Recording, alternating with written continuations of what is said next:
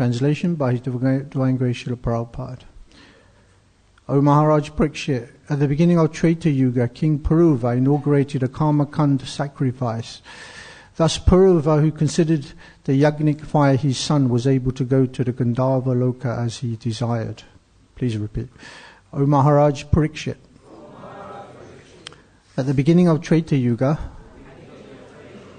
King Puruva inaugurated a Karma Kand sacrifice. Thus Puruva, who considered the yagnik fire his son,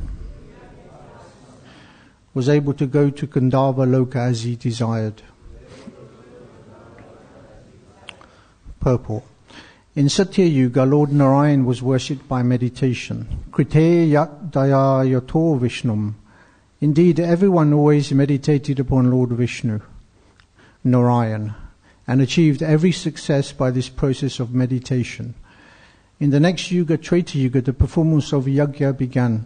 Tritayam Yajato Mukhahi. Therefore, this verse says, Trayi Treta Mukhe. Ritualistic ceremonies are generally called fruitive activities. Srila Vishnu Chakravarti Thakur says that in Treta Yuga, beginning in the Swayambhuva Manvantara, ritualistic fruitive activities were similarly manifested from Priyavrata, etc. Thus end the Bhaktivedanta purpose of the 9th canto, 14th chapter of the Srimad Bhagavatam, entitled King Puruva, enchanted by Urvashi. Om Jnana Timirandasya Gyananjana Shalakaya Chakshushoन्मीलितं Jena Tasmai Shri Guruve Namaha. Namo Vishnu Padaya Krishna Bhastaya Bhutale Shrimati Shivaram Swami Iti Namine. Namo Vishnu Padaya Krishna Bhastaya Bhutale Shrimati Bhaktivedanta Swami Iti Namine. Namaste Saraswati Devi Gauravani Pacharine Nevasesa Sunivadi Pastachadesha Tarine.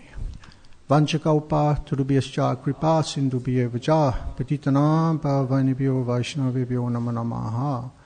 Shri Krishna Chaitanya Prabhu Nityananda Shri Advaita Gadadhar Shivasati Gaur Bhaktavinda. Hare Krishna Krishna Krishna Hare Hare Hare Rama Rama Rama Hare Hare. So before I begin, I would like to take permission from all the senior Vaishnavas here that I may be able to say something constructive. Hare Krishna. So this is the last verse on this chapter. It's all about King Puruva, how he's enchanted by Urvashi. We all know the story how Puruva had great qualities. Narada Muni was glorifying his qualities. So if Narada Muni was glorifying his quality, it means he had some spiritual qualities in him. Otherwise Narada Muni wouldn't be glorifying him. And by this glorification, Urvashi, who was a damsel from Gandharva Loka, the heavenly planet, she became attracted to him. So she came down to the earthly planet. They met, they got married, etc. But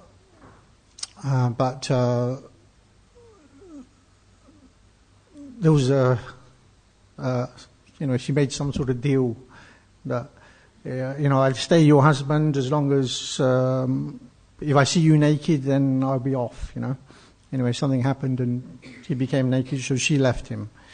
And his whole endeavor, and this whole chapter is basically King Puruva meditating on his wife and trying to get his wife back.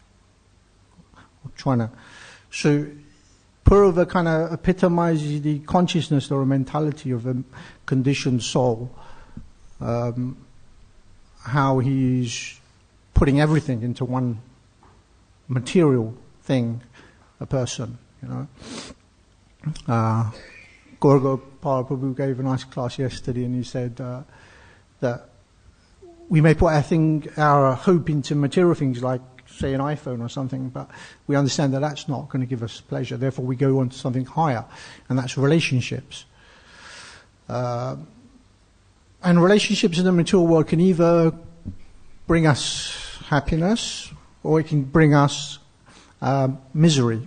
And it's usually relationships that bring us the most misery in the material world. Material things are not so, you may buy a car or something, you may bang it, have an accident, or it's not a big deal, you can buy another one, But when relationships don't work, that brings the most suffering. Especially when you cannot get that relationship back. So that's the conditioned soul, trying to put everything into one person. So Purva was thinking like this, she's going to bring me happiness in my life, unless I please this woman, then I'm not going to achieve happiness. He had completely lost all sense of spiritual identity. Actually, I was reading, when I was studying for this class, I was reading in the 5th canto, first chapter. Prabhupada actually says, he actually says that a grihastha and a kshatriya, they need some, what do you call it? I forgot. Encouragement from the opposite sex. He says that when he's talking about King Priyavrata in the first chapter of the 5th canto. But he says brahmacharis and sannyasis, they don't need encouragement from the opposite sex. So Priyavrata, he's looking for some encouragement. He's married this woman, and she's not very chaste, as is explained in the previous verses. If she was chaste, if she was dharmic, she would stay with him. But she wasn't. Something better came up. Lord Indra was in his assembly, and he was thinking, my assembly doesn't look so beautiful these days without Urvashi. So then he sent the Gandharvas to go and get her.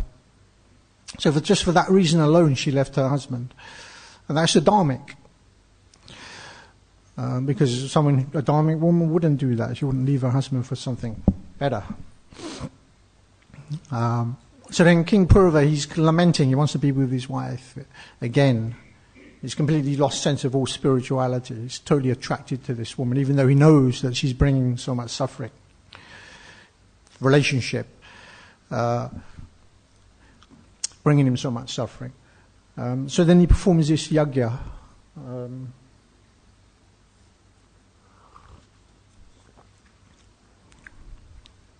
Actually, he was meditating because he took place in Satya Yuga. And in Satya Yoga, the process is meditation. So he's meditating, and he's meditating for so long, then the next Yuga comes along, Treta Yuga. So then through his meditation, he's given intelligence that he should now start performing yajna. So he performs this ritualistic ceremony.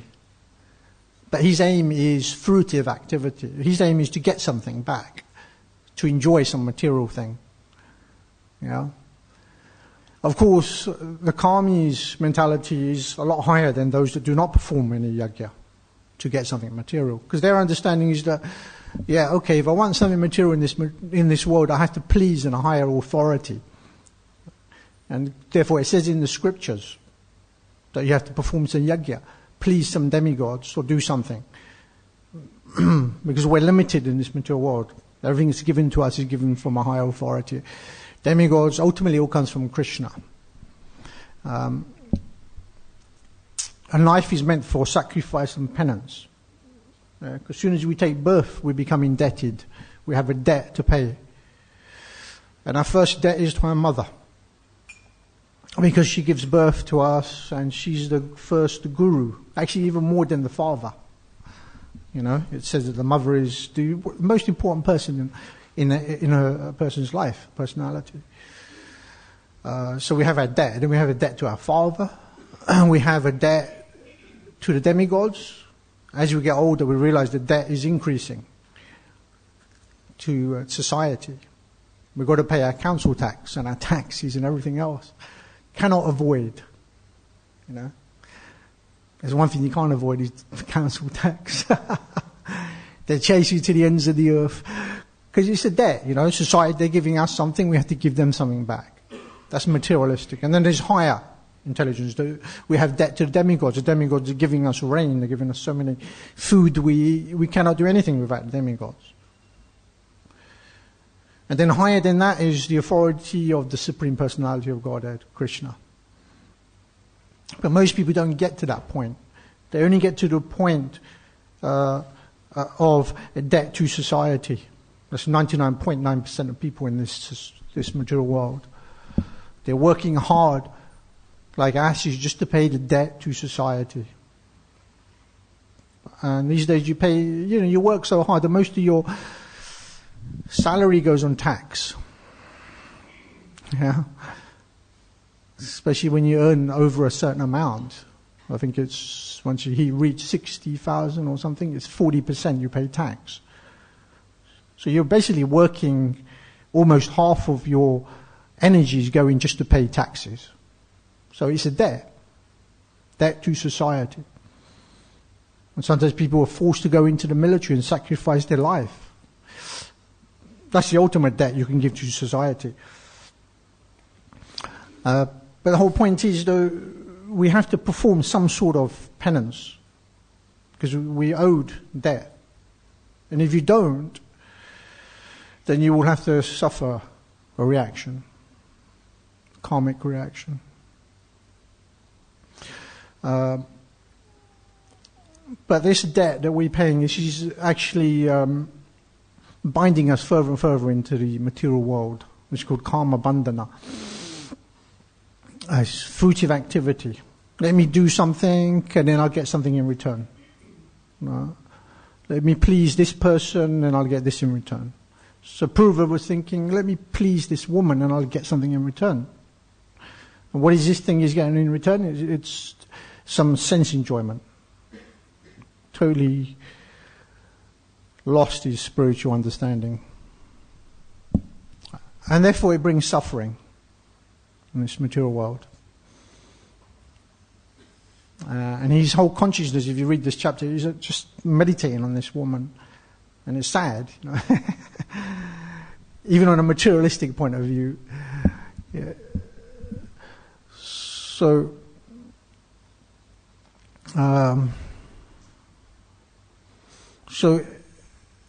performing the yajna to get something higher.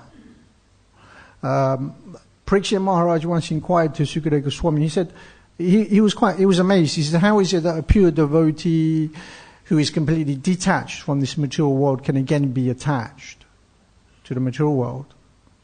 And then Sukadeva Goswami, he described the story of King Priyavrata, who is described, mentioned here in the purple.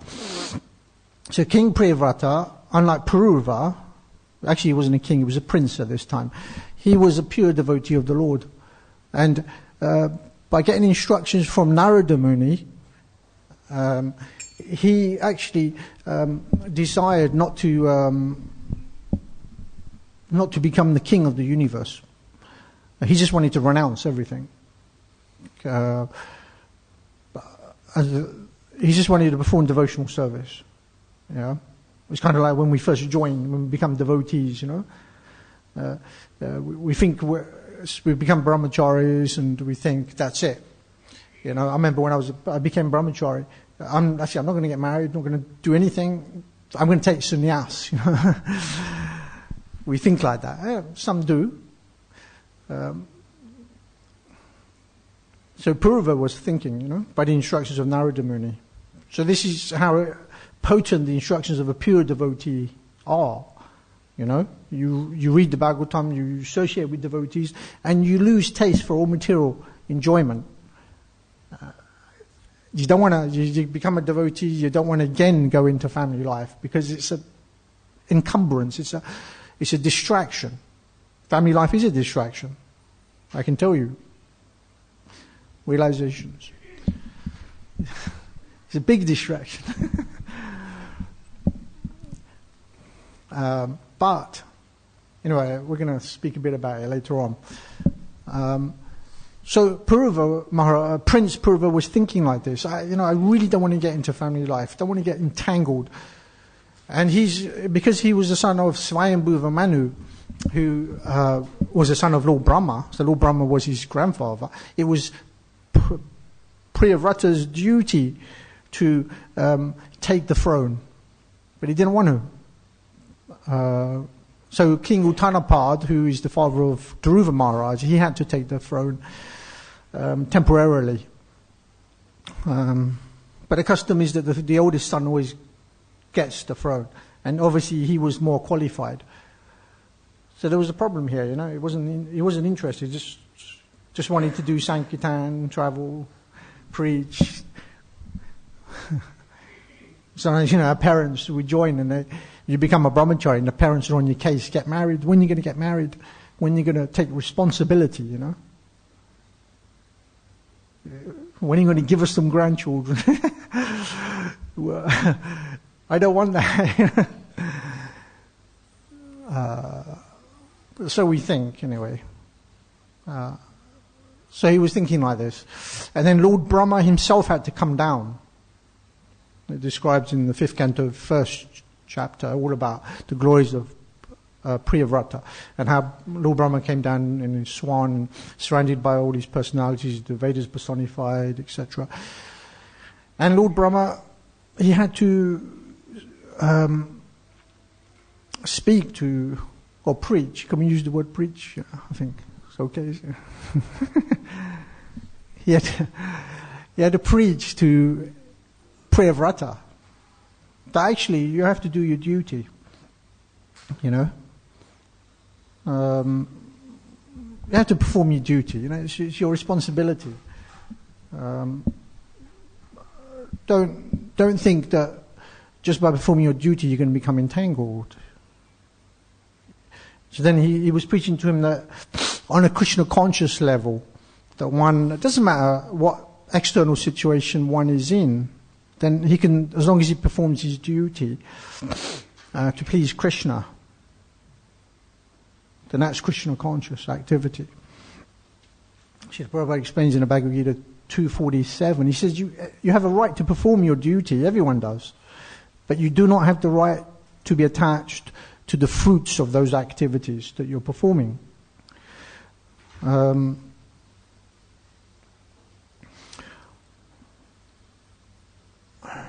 then Srila Prabhupada gives 3 considerations. He says there's prescribed duty, capricious work, and inaction. And then he explains about prescribed duties, that activity which is according to the modes of material nature. We have to all perform. Capricious work is performing activity which is not ordained by higher authority. And inaction is not performing your duty. Therefore Krishna said to Arjuna, you should just perform your duty, but don't be attached to the result. Just don't worry about everything, just do your duty, don't be attached. Of course, a pure devotee like Priyavrata, he actually found all these material opulence hellish. He was thinking, this is like hell for me, But then Lord Brahma had to explain to him, no, if you do it in a mood of surrender to Krishna, then it's not hellish. It's actually spiritual. And then Srila Prabhupada explains that a pure devotee, he says, a pure devotee is detached. But at the same time, he's still affectionate towards his wife. He's still teaching his children affection to his children. So how is that? It's almost like a contradiction, isn't it? How can we be detached, but at the same time show affection? It doesn't make sense, does it? In the material sense, it doesn't. Right? That's because if we see something on a material level, then that's attachment. Because Purva was attached to his wife, he was seeing her on a material level, not on a spiritual. He wasn't thinking, she's a devotee of Lord Krishna, she's an eternal part and parcel, and it's my duty to take care of her so that we can advance in spiritual life. He was thinking, she's an object of for my sense gratification. So therefore, that type of mentality causes suffering. So sometimes even as devotees we think that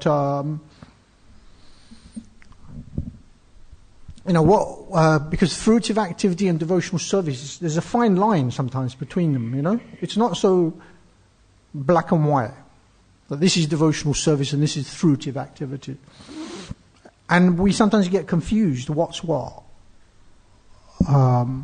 Is taking care of my family, is that devotional service or is that fruitive activity? And a lot of devotees may think, oh no, how can that be devotional service? I'm working, I'm paying the bills, doing all, this is all mundane. How is this? How is this spiritual? This is mundane activity. And that's immature.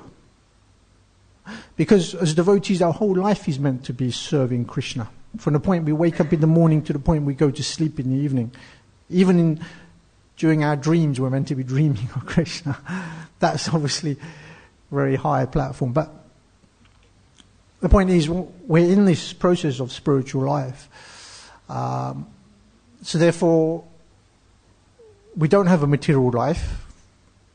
Everything should be Krishna conscious. It's not that we have our material life and we have our spiritual life. Yeah. So when does it become devotional service? That's the question, right? When does me going out, doing a karmi job, working 9 to 5 to pay the bills, how is that devotional service? So, when Krishna says don't be attached to the result, he's not talking just about the physical result. He's talking more on a mental, psychological platform. That you're attached. He's saying to Arjuna, you're attached on a mental level. You know? You're attached on a mental level. You're thinking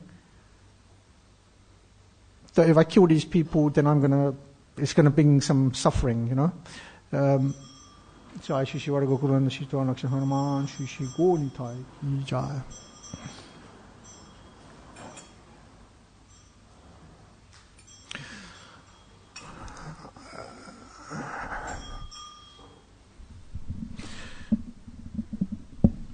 So the attachment is 90% on the mental level. Yeah? It's like we're doing some activity, and we may be criticized, well, you're using that money to pay your bills or whatever. But no, if you're doing it on a Krishna conscious level, then it becomes devotional service when we are thinking of Krishna. Krishna says, always think of me, become my devotee. Yeah? Smaranam. So when our whole life is based on meditating and thinking of Krishna through the instruction and authority of the spiritual master, the higher authority, just like Lord Brahma came, and through Brahma's authority, Priyavrata decided to take the throne. It wasn't,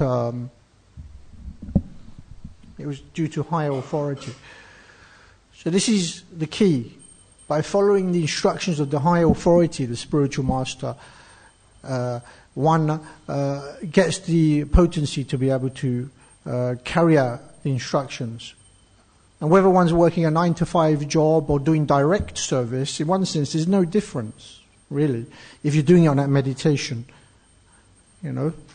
Because if you're a devotee and your family are devotees, then you're working to maintain them. And the goal of life is Antaha Narayana Smriti, that at the time of death, I will have to think of Krishna somehow. And what we do in between, that is all meant to get us to that point. So therefore, we have the goal of life, which is Antaha Narayana Smriti. And then we are doing all our duties in between by remembering Krishna, Smaranam. And your smaranam is only going to be as good as your shravanam and kirtanam. So therefore, if you're hearing and chanting nicely, and you're carrying out your daily activities, whatever ashram, brahmachari, grahastha, vanaprastha, sannyas, brahman, kshatriya, vaishya, shudra, this is all external. It's all external. If we're meditating on Krishna, hearing and chanting, that's why Prabhupada said it's very important that we read and study his books. If you can't do that, then chant, kirtan, take prasadam. Then our smaranam will be there.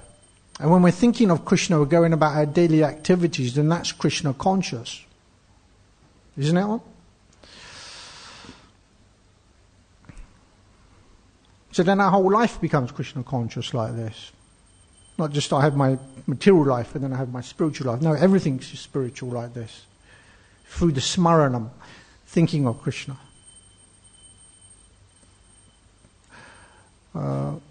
So we can learn a lot from these pages of Bhagavatam about these kings.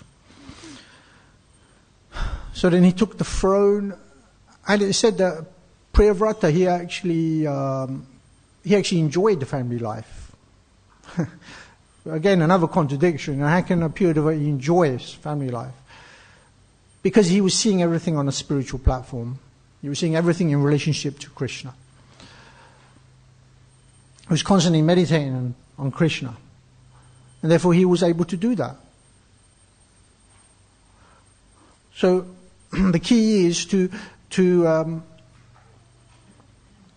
our service through the higher authority, like the spiritual master, pure devotees. And also the temple authorities, we have to follow authority. If we do not, then it's not, devotional service is called capricious work. It's not ordained. Sometimes we create our own service. We think that I would like to do this. But then your spiritual master or the authorities may not want you to do that. So you have to do what is given to us by the higher authority.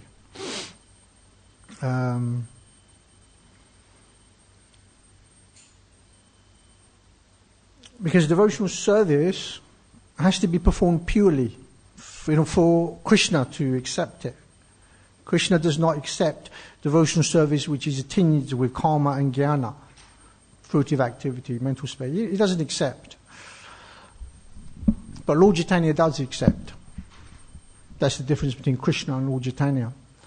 Lord Chaitanya, through the pure devotee, he accepts all he doesn't look at our lack of spiritual nutrition and our mental craziness. He accepts all that. Because he's Nama Mahavadanya, he's the most magnificent incarnation. Lord Chaitanya doesn't see the fault, he just accepts what we're giving him. Sometimes the devotees become depressed, I just can't fix my mind, can't get it together, I can't even engage in devotional service, I've got so many responsibilities at home, I'm working this karmic job which I hate. They say that, a lot. Oh, I would really love to just do full-time service. But, it's just a matter of changing the mentality. Changing the consciousness, If it's your duty to do whatever you're doing, you have to do it. What can you do?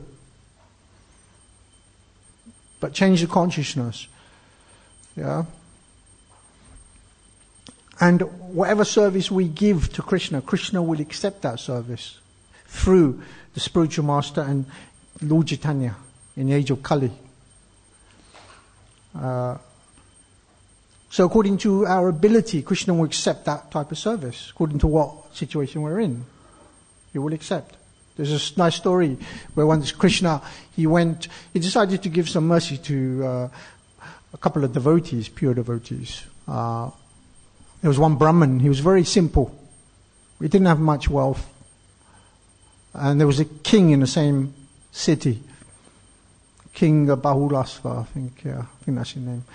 And then Krishna went there with all his devotees and rishis and saints to give them some mercy. And he first went to the palace of the king, and the king, because he was the king, obviously he offered Krishna everything he could that he had. He offered him a throne to sit on, and all the rishis, he offered all them thrones to sit on. A huge meal beside them, and then gave so much charity to the Brahmins, cows and gold and so much. But simultaneously, in the house of the Brahmin, because Krishna expanded himself and the rishis and everyone expanded himself in two, at the house of the Brahmin they were also being served. But because the Brahmin he wasn't rich, he could only serve Krishna according to his ability. He offered Krishna and the sages straw mats to sit on, and his wife didn't have much, so they offered him some, I don't know, kitchery or something. Bit of kitchery. It didn't have so much to give to them. But Krishna was so pleased by that offering. Same as he was pleased by the offering from the king. So here Krishna is showing that it doesn't matter what you have, it doesn't matter what external situation you're in. If you offer something to him with devotion, then he will accept it. And devotion doesn't mean that I have to offer something fantastic, go out of my way. No, whatever you have, whatever little thing you have. If you have a straw mat, you offer a straw mat. If you have a throne, you offer a throne. But it doesn't mean that if we have the ability to offer a throne, we'll offer a straw mat. No, we have to use our intelligence. So Krishna will accept. Actually, I was asked to finish the class at 25 past. So I'll have to finish here. Got a few more things to say. But Shruti's sitting in the back. And he asked me, I have to practice what I'm preaching, I have to follow authority. Yeah. So I'm going to have to finish here. I didn't... Anyway, we do things in this mood and mentality, and then Antaha Narayana Smriti, at the time of death we think of Krishna. Don't get depressed that I'm not able to engage in devotional service and give everything like everyone else. We should just do our duty with Smaranam, Kirtanam, Shravanam, Kirtanam, Smaranam, thinking of Krishna. Shrimvatam Svakata Krishna Punya Shravana Kirtana, Ridyantastoy Badrani Vitanoti Switsatam. And Krishna will purify our hearts. Krishna, the sincere devotee, he destroys the desire for material enjoyment from the heart of that devotee who has developed an urge to hear his glories. So we have to develop an urge to hear and chant. And through that hearing and chanting, we develop Smaranam. Hare Krishna.